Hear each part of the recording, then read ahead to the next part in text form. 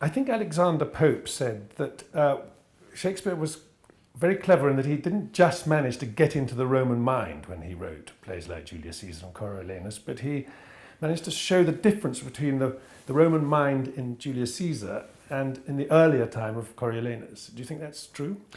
Yeah, I mean, Shakespeare didn't read that widely, but he read deeply, and he read enough of Roman history to be aware of the evolution of the Roman Republic, the Roman Empire.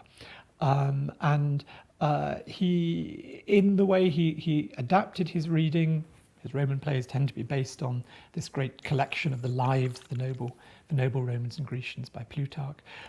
In adapting his reading, he really does seem to bring alive the very particular historical moment within ancient Rome.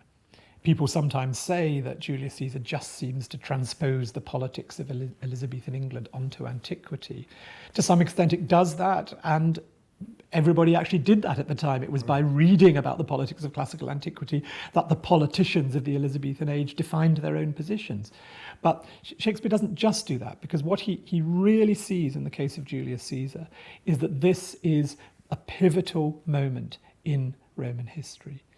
In Coriolanus, and indeed his dramatic poem, The Rape of Lucrece, he looks back to early Roman history. He looks back to the moment when the old emperors were expelled and the Republic was established. Julius Caesar is a play about this key moment when Julius Caesar is going to be offered the crown, and you'd have the possibility of the Republic being turned back into an empire. You then have the Republican conspiracy, the defense of the Republic coming from the conspirators. But then, of course, that dissolves into civil war. And then, in a way, Shakespeare leaves the story unfinished. He finishes it in Antony and Cleopatra, which tells the story of how for a time Rome was divided between three men, the so-called triumvirate. And then at the end of that, the new imperial regime was established under Augustus Caesar. So incredibly important transitional moment. I mean, it's genuinely the case that the assassination of Julius Caesar was widely seen as, the absolute turning point in Roman history. In a way, it was the most famous political assassination in history prior to that of J.F. Kennedy. And Brutus, how sympathetic do we feel to Brutus? He's a Stoic, really, isn't he? Well, it's very interesting what Shakespeare does with the role of Brutus, because he's doing three or four things simultaneously. Brutus, in one sense, is speaking for the values of the Republic, the need to defend the Republic against the possibility of it moving towards monarchy, towards tyranny, and so on. But Brutus also is a kind of intellectual. He clearly identifies his philosophy with that of Stoicism, which was a very widely held Roman belief. But Stoicism is also a sort of slightly passive philosophy. It slightly says, fortune will do what fortune will do. We mustn't be influenced by it. There's a little bit of sort of washing one's hands of political involvement there.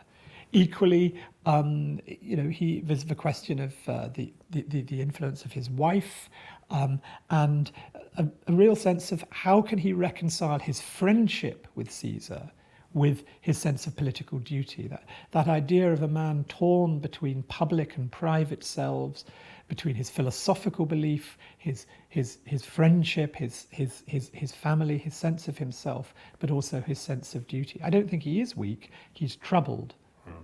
And trying to keep, in the Stoic way, emotion out of everything, isn't he? Yes. I suppose that to an extent this is a play about rhetoric and the uses of rhetoric and the awful things that can result from rhetoric. So you have this speech by Brutus at Caesar's funeral, followed by this amazing, extraordinary speech by Antony.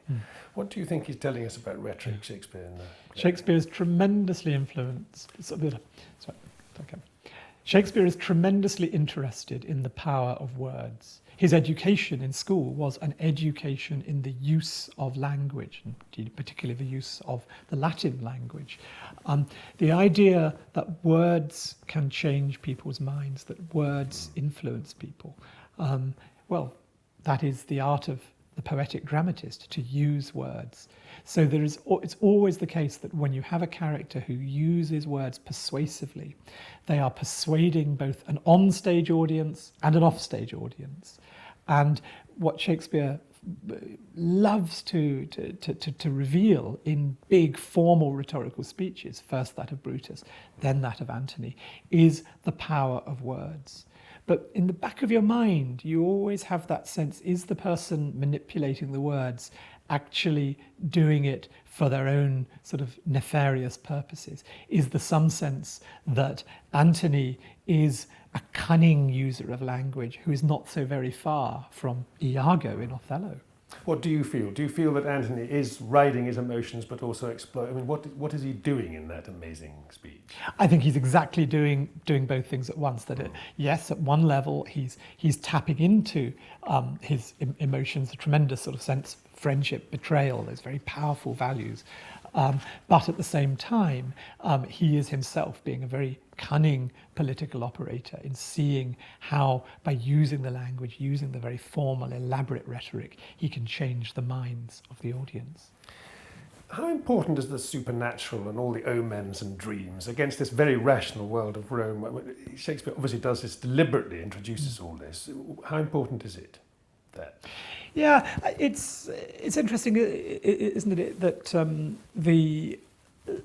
these leading characters in the play, they are sort of philosophers, and Cassius in particular. I mean, he speaks of holding fast to the philosophy of Epicurus. The Epicurean philosophy sort of doesn't really believe in divine intervention, and yet in the course of the play, we do hear about strange events happening that appear to be the gods telling us what's right, what's wrong, what's going on, telling us that we're living in a disturbing time. So I think again Shakespeare is just leaving it open to the audience to say, do you believe there is some kind of divine fate controlling these events, or are human beings responsible for their own actions and free to determine their own destiny? He gives you both possibilities, leaves it to you, the audience, you, the reader, to make up your own mind.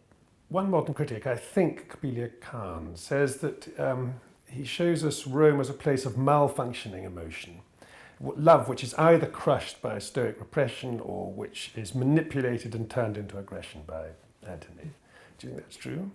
I think it's certainly the case that this play and another one of Shakespeare's classical plays, Timon of Athens, are the only two plays among Shakespeare's 38 or more plays in which women have a very marginal role.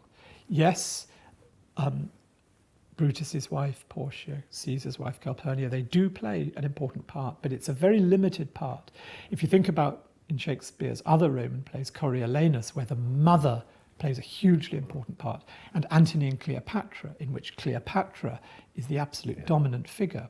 It is a very, very male world, and that male stoical notion of Romanness is all to do with excluding the emotions and the side that is traditionally associated with the female. And Shakespeare does seem to be saying there is something dysfunctional about this community because it doesn't allow for a female presence. And let's remember, this is written towards the end of the reign of Queen Elizabeth. And of course, one of the great triumphs of Queen Elizabeth was the way that she managed to embody in her own sort of self-mythology the qualities both of the male and the female.